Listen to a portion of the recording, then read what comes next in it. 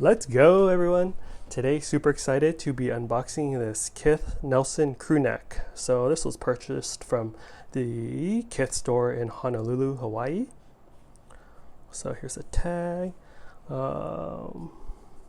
Kith tag, Nelson Crewneck tag, and it has the Kith logo in the upper left.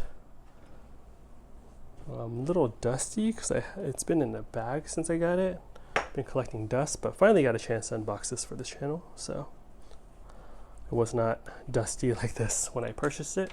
It's folded up all nicely, then it kind of got wrinkled amongst other bags and stuff. So that's why it looks like it has been wrinkled and used. Yeah, overall, nice, high quality feeling crew neck. Let's see. Made in China.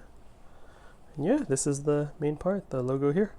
Cool. Let me know what you guys think of this crew neck in the comment section below. Hope you're all doing well and catch you all for the next unboxing video.